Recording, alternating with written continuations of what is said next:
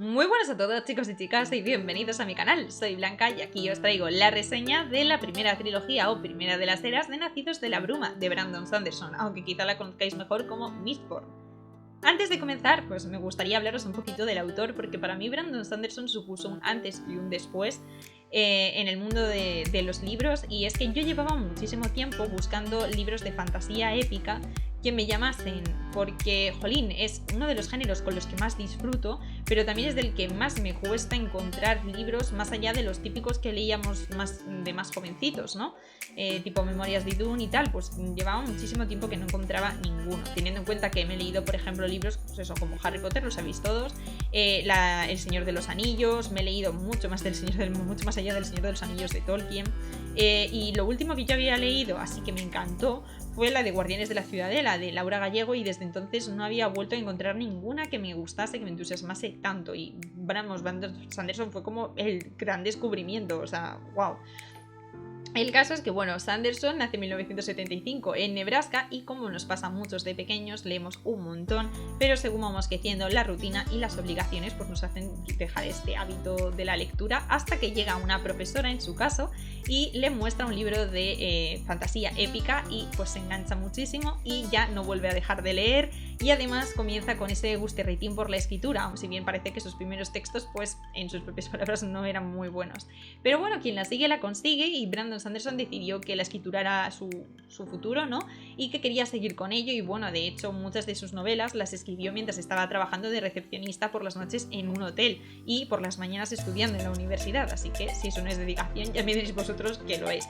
El caso es que termina la universidad, que si no me equivoco fue escritura en Brigham Young View, y en 2005 publica su primera novela, que es El Antes, y pues desde ahí subió como la espuma, ¿no?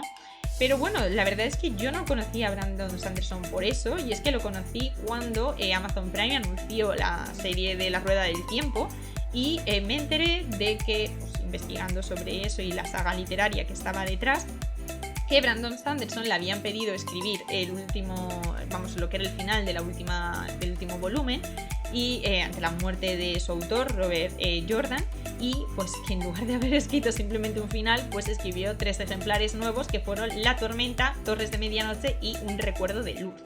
Así que, bueno, ¿por qué recomendar a Brandon Sanderson? Pues mira, sinceramente, si sois personas a los que os gusta la fantasía y que no os decepcione, Brandon Sanderson es vuestro hombre, porque no solo os van a enganchar muchísimo sus libros, sino porque no os va a dejar colgados, o sea, no os va a dejar sin ver el final de una de sus sagas. Hay que pensar en este sentido que Brandon Sanderson es uno de los escritores más prolíficos que tenemos ahora mismo. Tiene 47 años y ha publicado más de 30 novelas. Además, en mi opinión, tiene novelas para todos los gustos, y es que tienes novelas más juveniles o sagas más juveniles y sagas más adultas.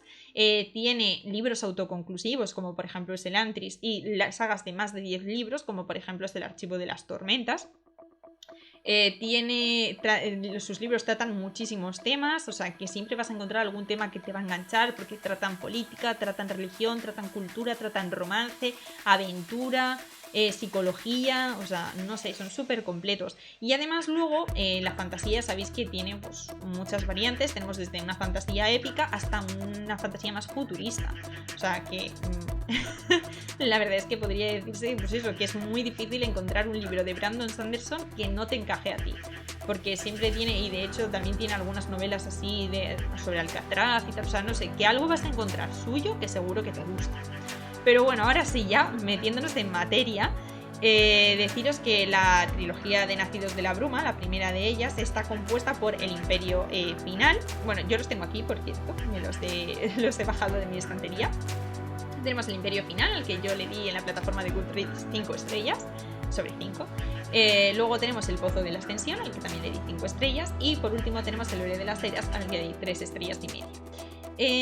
Como quería hablaros de la trilogía al completo, es decir, incluyendo el segundo y el tercero de los libros, y para la gente que no se los haya leído sería un spoiler del primero, he pensado dividir este vídeo en 2 secciones. Una primera sin spoilers, ¿no?, que es la que vamos a comenzar a continuación, y una segunda con spoilers, en las que sí que me voy a meter un poquito más en las tramas de esos libros, porque es que básicamente contaros, por ejemplo, de qué va el segundo ya os estaría siendo un spoiler del primero. Así que, bueno, pues espero que os parezca bien lo que he decidido hacer porque quería hablaros de los tres.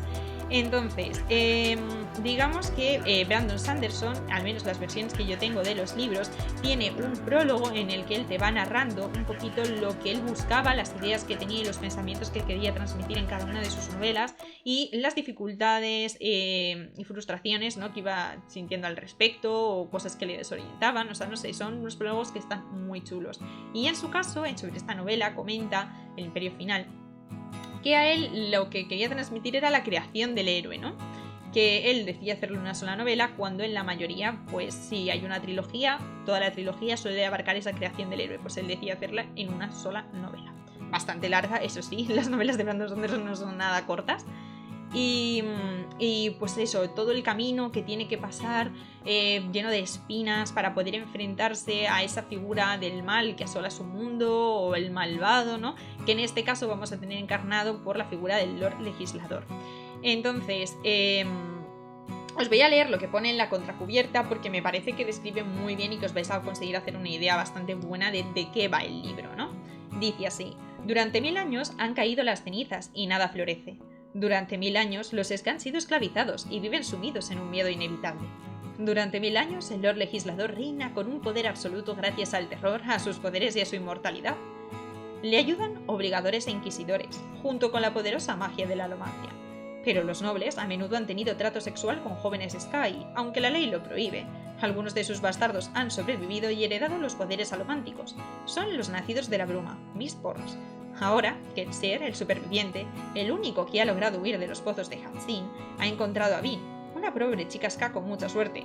Y tal vez los dos, unidos a la rebelión que los Ska intentan desde hace 1000 años, logren cambiar el mundo y la atroz dominación del Lord Legislador. Como os digo, creo que es un muy buen comienzo para tratar de qué va el libro, ¿no? A la hora de enfrentarme a esta reseña no sabía muy bien por dónde empezar, pero creo que un punto bastante lógico es hablaros de los narradores, ¿no?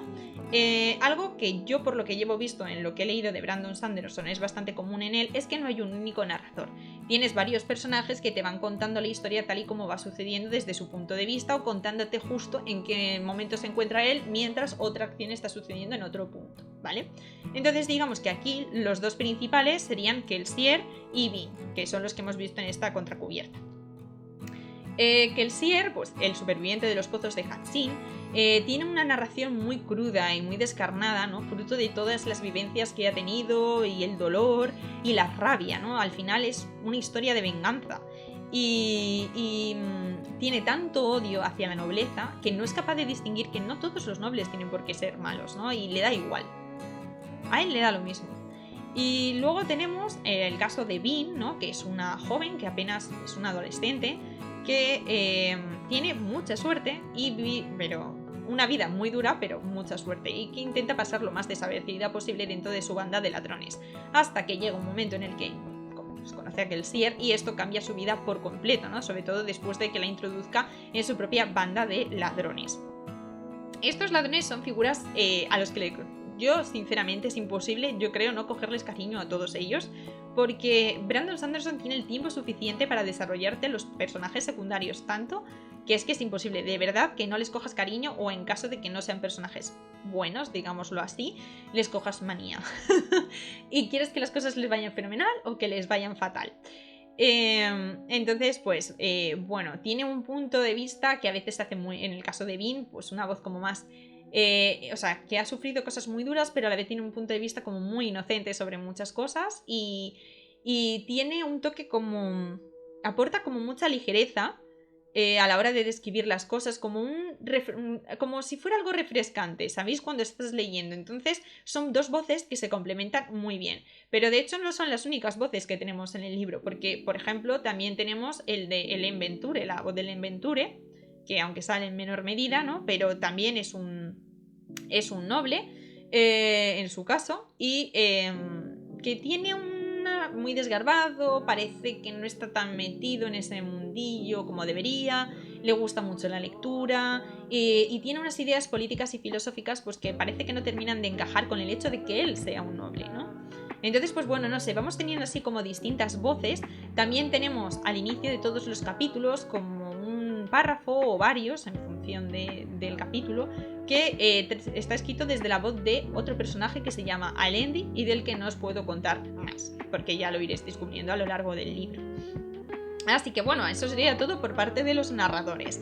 Luego ya centrándonos un poquito en general, aparte de lo que ya os he hablado en los personajes, lo que os he mencionado, Brandon Sanderson dedica suficiente tiempo a los personajes como para poder desarrollarlos y que sufran un cambio, vayan adaptándose a las circunstancias que van viviendo, ¿no? Y lo bueno que tiene para mí es que no hay personajes que sean muy puros o personajes muy blancos que les llamamos, o personajes muy oscuros, ¿vale? Sino que hay muchos personajes grises, es decir, que los malos no son tan malos y pueden llegar a hacer cosas buenas, y que los buenos a veces no son tan buenos y pueden llegar a cometer atrocidades también, ¿no?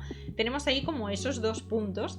Y eso a mí personalmente me gusta. Y ya os digo, el hecho de que no haya personajes que sean maravillosos, sino que, jolín, somos humanos, ¿no? Tenemos nuestros fallos. O sea, vamos, yo dudo mucho que exista un ser humano perfecto. Pues eso lo muestra muy bien y a mí me gusta mucho. O sea, ver que los personajes que parecen súper decididos dudan, personajes que debería no importarles mandar a sus ejércitos o tal, sienten las pérdidas, yo qué sé, esas cosas, ¿no? Llenan mucho. Luego también queríamos hablaros un poquito de la ambientación. Brandon Sanderson crea un mundo nuevo que es Scadrial, que es en el que tiene lugar esta saga. No sé si todos los libros, pero al menos estos 3 sí. Y digamos que es un poco a lo Tolkien o a lo J.K. Rowling, ¿no? Te crean un mundo completamente nuevo con sus propios seres, con sus propias magias o especialidades. Y bueno, en el caso de Sanderson se trata de un mundo que yo lo veo o me lo imagino un poco como desértico, como muy apocalíptico, ¿sabéis? Todo es muy marrón, muy gris, apenas hay vegetación, y la vegetación que hay tiene colores parduzcos, o sea, no tal. Está todo lleno de brumas, cae ceniza. Y de hecho lo que más llama la atención, ¿no?, a los personajes, una de las cosas que más describen es, en el caso de la nobleza, cómo destaca con sus colores frente a todo esto, ¿no? Y luego, sobre en qué época podríamos ambientar, ¿no?, esta novela, o bueno, en general las 3, pues en mi caso yo diría que se encuentra entre la Baja Edad Media, ya ha entrado como el gótico, ¿sabéis? Porque habla mucho de torres muy altas, de espináculos, de vidrieras impresionantes. Las vidrieras son un tema que se escucha muchísimo en todos los libros. Y luego, por otra parte, también lo sacas un poco, ¿no?, pues por la ambientación, o sea, por las armas, la ropa de los personajes, la forma de comportarse y de dirigirse a otros, el hecho de que haya un emperador, ¿no?, el Lord Legislador, cómo la sociedad está dividida en estamentos. Y yo diría que eso se encuentra en un punto indefinido entre la Baja Edad Media y el siglo XVII. Es lo que yo pondría. No sabría deciros exactamente en qué punto, pero es un poquito lo que yo opino, ¿no? En cuanto a la magia, ¿no?, en este caso, en el caso de Sanderson, digamos que todos los poderes giran en torno a los metales. Tenemos por una parte lo que serían los alománticos, ¿no? Y dentro, o sea, bueno, tenemos en primer lugar los seres humanos, tal y como puede ser yo. Luego tenemos los alománticos, que son los que tienen poderes sobre los metales, unos determinados poderes sobre los metales, vamos a decirlo así. Entonces, si tú manejas un solo metal, vas a ser un brumoso, y si manejas todos los metales, serás un nacido de la bruma. Luego tenemos también a los inquisidores y a los obligadores, que son figuras un poco particulares. Los obligadores se distinguen por llevar unos tatuajes y tampoco se sabe muy bien qué tienen, ¿no?, qué les hace especiales aparte de eso. Y luego tenemos a los inquisidores, que son una especie de seres con morfología humana, pero que tienen clavos que les atraviesan el cuerpo. Por ejemplo, una de las cosas más destacadas es el hecho de que llevan clavos en los ojos, donde tendrían que estar las cuencas, vamos. Luego también tenemos, por ejemplo, a diferentes pueblos, como son los terrisanos, que tienen su propia forma de magia, de metal, que en su caso es la ferroquimia. También tenemos seres diferentes, como espectros de la bruma, Kandra. No sé, o sea, la verdad es que es como algo muy completo. está muy bien. Tiene su propia religión, su propia forma de gobierno. Pues eso, la sociedad tiene sus propios estamentos, que tendríamos el emperador, la alta nobleza, baja nobleza, mercaderes y el ska o los ska o el pueblo llano, ¿no? Entonces, no sé, la verdad es que está muy chulo. Tiene una forma de describirte las cosas que es que tú las ves según las vas leyendo. Entonces, pues, no sé, la verdad es un libro que, bueno, la trilogía entera la recomiendo muchísimo. O sea, espero que si veis este vídeo y no os la habéis leído y os gusta la fantasía, sinceramente espero que os lo leáis. Porque para mí son libros que merecen la pena. O sea, son muchas páginas, pero merecen la pena. Y además, como es una trilogía que cierra, no pasa nada si, por ejemplo, decides que la segunda no te interesa leerla. Por si alguien, si no tengo mal entendido, por ejemplo, la segunda de la trilogía o la segunda de... Bueno, no es una trilogía, es una tetralogía, disculpadme. O que abarca la segunda de las eras, por ejemplo, tiene como una estética más de steampunk, por ejemplo, más victoriano. Y la última, que todavía creo que no ha salido ningún libro, es la que sería como más futurista. Entonces, pues bueno, o sea, que si por ejemplo dices, pues mira, es que a mí lo victoriano no me va, entonces te puedes leer tranquilamente estos 3 libros y no leerte los siguientes. O sea, no pasaría absolutamente nada, no dejas nada por ahí colgado que luego digas, es que no me ha cerrado el libro. O sea que muy bien. Y bueno, la verdad es que de la alomancia tampoco me quiero meter mucho más en profundidad porque él lo explica muy bien en el libro. Simplemente pues eso, que hay una serie de metales, cada uno te confiere unos poderes u otros, y ya os digo que si eres brumoso puedes manejar solo uno, y si eres un nacido de la bruma puedes manejarlos todos. Y luego tienes a los ferroquimistas que tienen su propia forma de manejar el metal, también es su propio beneficio. Así que bueno, hasta ahí yo creo que lo que os puedo contar sin entrar en spoilers. Y ahora sí, vamos con la parte de los spoilers, hablar del segundo y el tercer libro. Deciros que una de las cosas que más me gusta de la saga es el romance entre Vin y Ellen. Y bueno, de hecho creo que en general el romance entre distintos personajes, porque también tenemos el de Safed con Thingwil, tenemos el de Brisa con Alriane, otros que se dejan así intuir, pero bueno, tampoco sabes si llega a surgir ahí.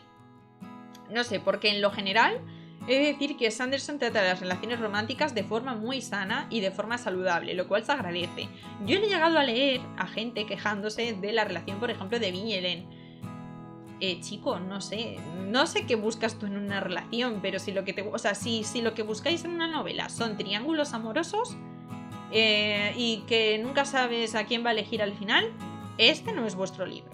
O sea, ya os lo digo, no hay triángulos amorosos, es un romance que se va cociendo a fuego lento y que luego tú ves una relación hecha y derecha, donde las personas pues sacrifican unas cosas por la otra persona y la otra persona sacrifica otras por la primera, donde se comprenden, o sea, una relación sana, que yo querría una relación así en mi vida, sinceramente. Entonces, bueno, si lo que te gusta es el salseo en ese sentido, pues a lo mejor no son tus libros. Luego, ¿qué más contaros? El segundo libro, ¿vale? El Pozo de la Ascensión. Sanderson lo que busca es qué pasa una vez que consigues derrotar al malvado. ¿Qué haces? ¿No? Normalmente las sagas, ya lo he comentado antes, terminan una vez que tú ya acabas con el malo y ya vivieron felices y comieron perdices, o fue todo fatal y no logramos nada. Pero Sanderson llega más allá, claro, ahora dice, vale, lo has conseguido, ¿y ahora qué? ¿Qué pasa? Claro, era un mundo que estaba dominado por una única persona. Entonces todo se empieza a disgregar en trocitos, hay que ver cómo mantener el gobierno, cómo hacer que el pueblo se exprese y el pueblo se autogobierne. No sé, y esas luchas de poder. Es un libro un poco más político que el primero, por ejemplo. O sea, así como el primero podríamos decir que prima la aventura, en este segundo primaría la política, ¿vale?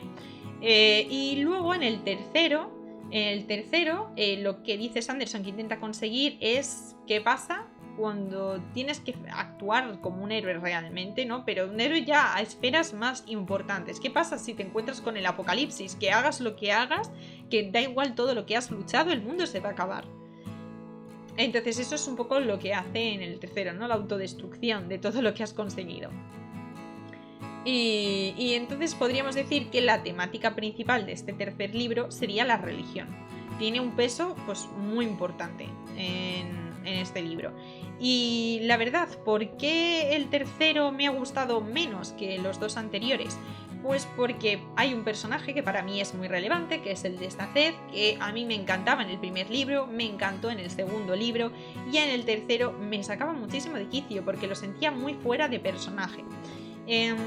Saced siempre había sido una persona muy comprensiva, que ha sufrido muchísimo y aún así ha tirado para adelante, ha intentado estar ahí para todo el mundo.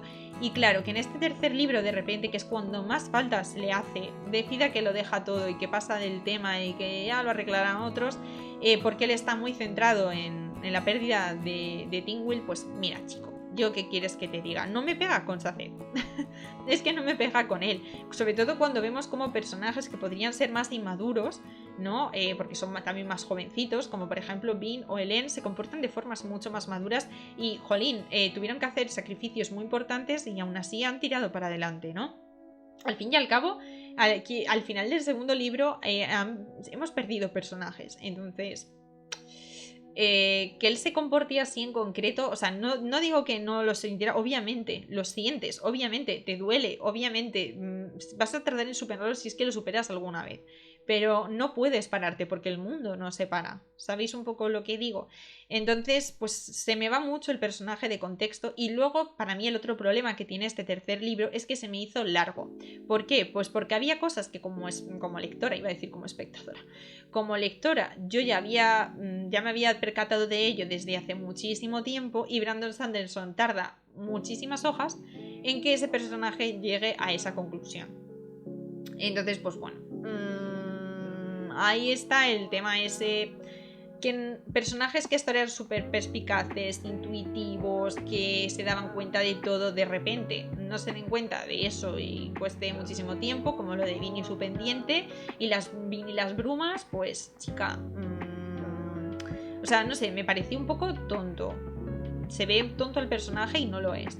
Entonces, pues bueno, ya os digo que igual si el libro en lugar de tener, no sé si eran 760 páginas o algo así, hubiera tenido 500, por ejemplo, creo que hubiera quedado un libro muchísimo más redondo, porque lo demás, jolín, el final es apoteósico, o sea, las últimas 100 páginas o así es que no podía dejar de leer, o sea, me tenía que ir a dormir y no dejé de leer, o sea, fue flipante y realmente el final me pareció bueno.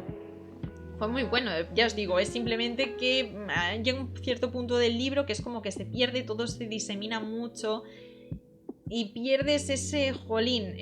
No sé si alguien ha leído El Señor de los Anillos, pero el primer libro es como más pausado, más lento, te presenta los personajes, el camino que van a seguir. El segundo libro tiene que ir generando todos los nudos y luego empieza a deshacerlos. Y luego el tercero es deshacer todos los nudos ahí, o sea que es larguísimo, ¿vale? O sea, el Retorno del Rey es un libro muy largo, pero jolín, es que no se te hace largo porque todo el rato están pasando cosas.